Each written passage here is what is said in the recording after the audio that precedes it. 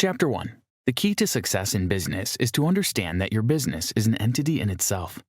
So many entrepreneurs run from pillar to post trying to kickstart their new business or revive a dying organization.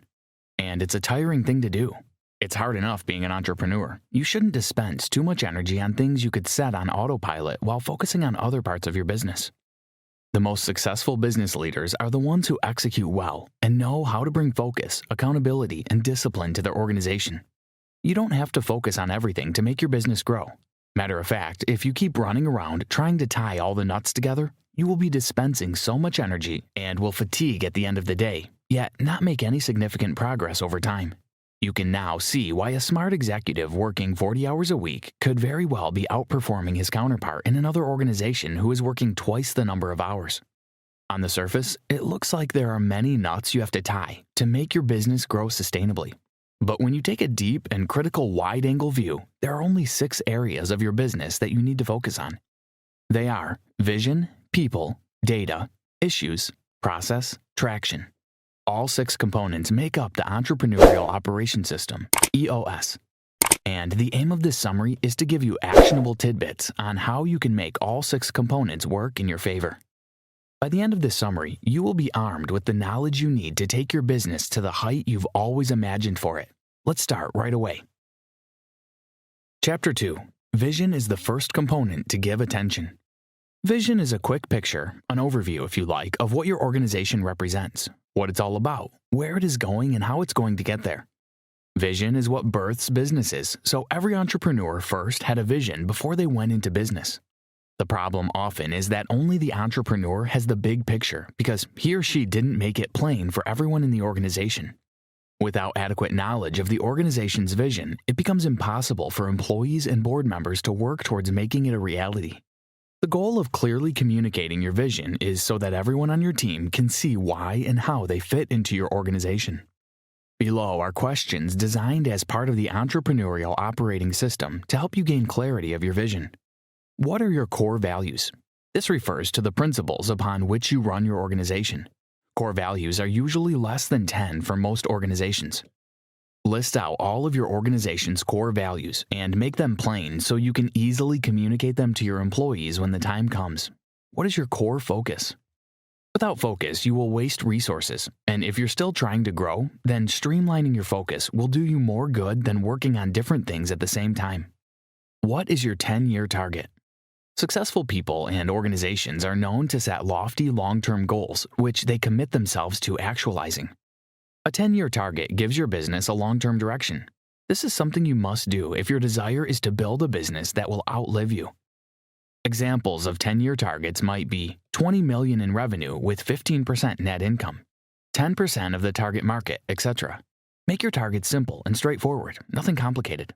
It may take several board meetings before you arrive at a target everyone is comfortable with, but that's okay.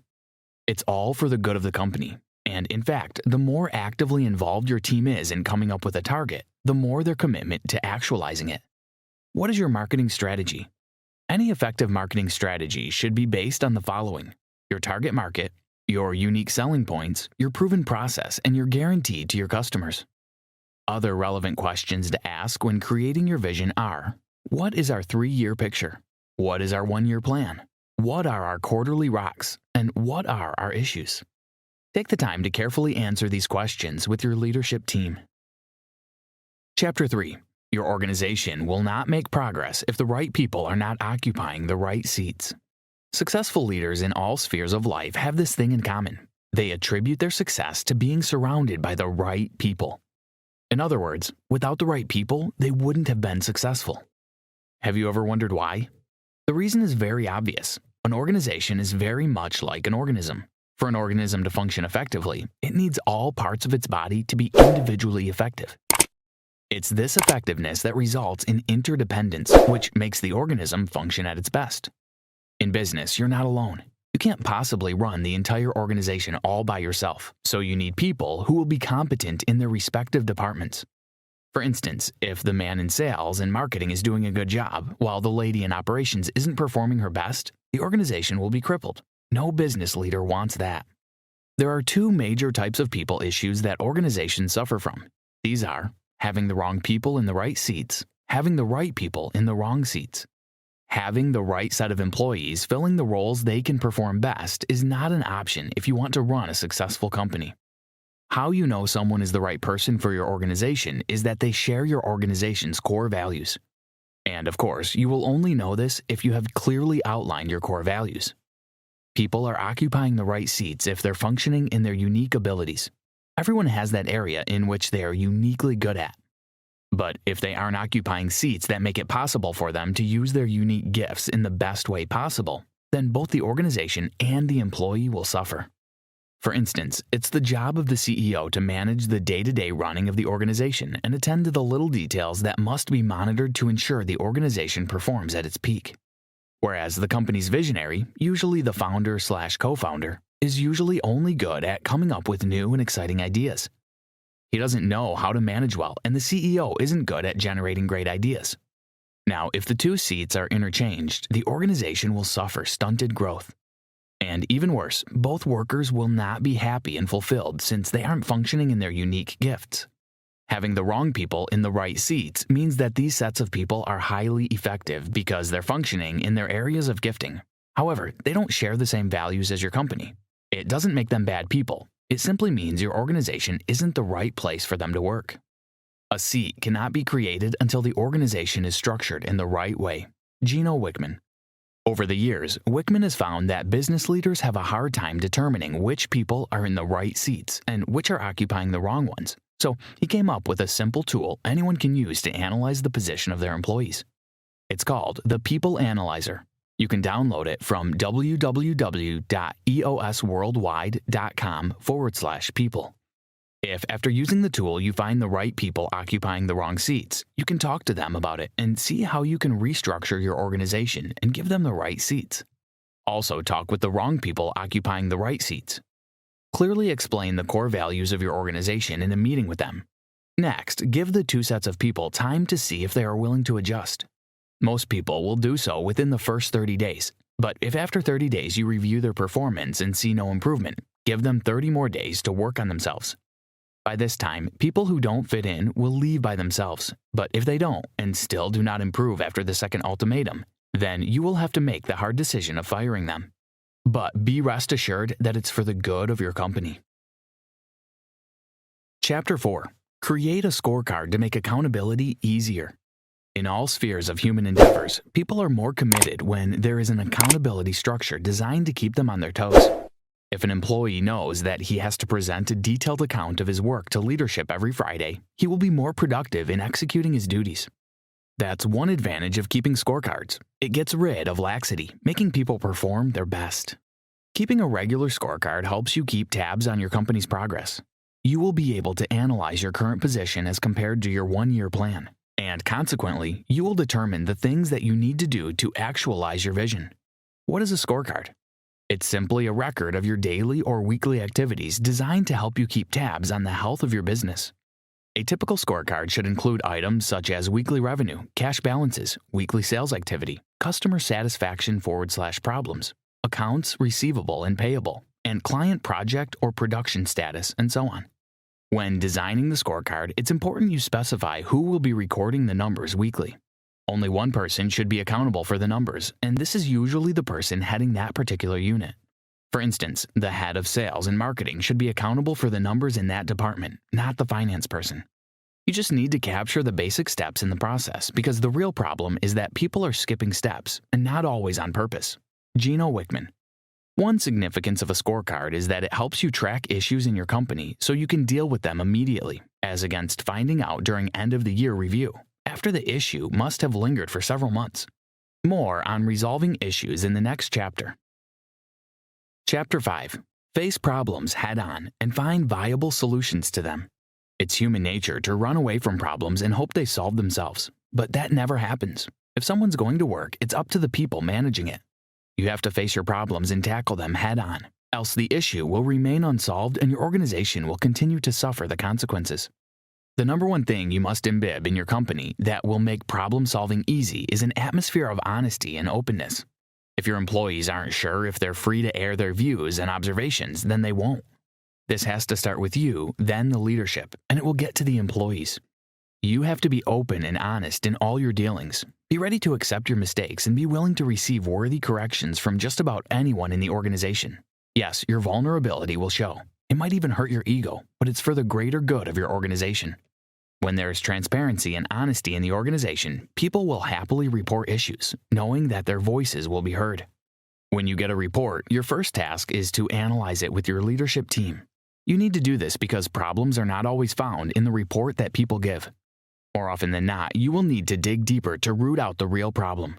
After the problem is figured out, you need to discuss with management to find a way forward. Sometimes the problem will not be urgent, so you make it a part of your long-term goal while you go on to fry a bigger fish. But if it's urgent, brainstorm ways to deal with it immediately.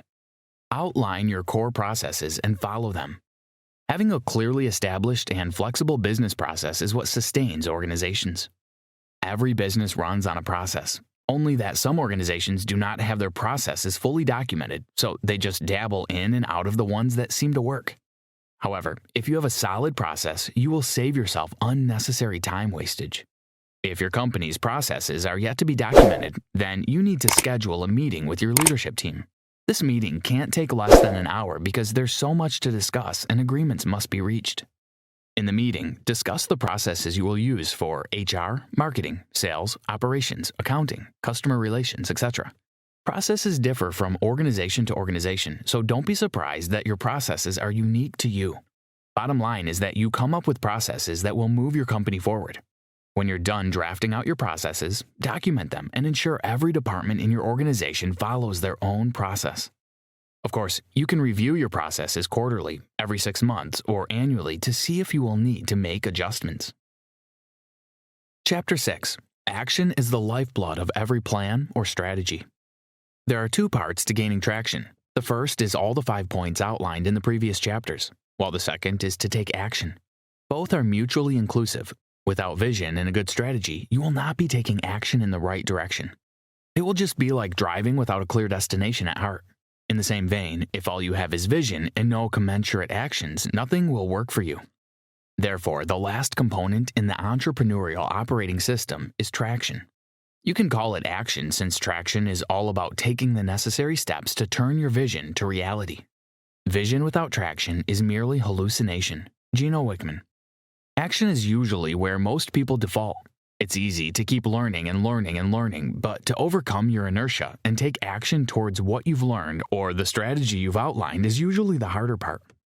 If you realize your organization is not good at taking profitable action steps, then you need to start working on improving that right away. Intention and good planning are not enough. Action is the only thing that births results. A good way to start is to overcome the busyness myth. It's not just okay to be busy doing stuff. What you and everyone else in the organization, particularly management, is doing must contribute to your organizational goals in very measurable ways. Otherwise, you're just being busy but not really taking action. You will need discipline and proper accountability to make this happen, but the payoff is huge for the organization and everyone working in it. Conclusion. Entrepreneurship is hard enough. Don't make it any harder by not playing by its rules. People can easily tell you that there are no rules in business. In fact, some self-acclaimed coaches will tell you that you have to break the rules to succeed. How true? No one knows. Only your results can tell. But there's a candid advice. Don't just take people's advice because they claim to be pros who have tried and succeeded at something. Business can be funny at times. What worked for one fellow may not work for you, so when taking business advice, make sure the context in which they tried their principles is the same context your business is operating. That's the only surefire way to guarantee success. That being said, never forget the reason you ventured into entrepreneurship. For most people, it's freedom and the pride of never having to work for anyone. If those are your reasons too, then always keep them at the back of your mind as you scale your business. The hurdles of building a business can get you so stuck you forget your initial intention for building one, but try not to let it overwhelm you. And as your business grows, think of all the possible ways you can automate things so that you won't have to work all your life. Remember, your intention wasn't to create a job for yourself, but a vehicle through which you could attain time and financial freedom. Try this.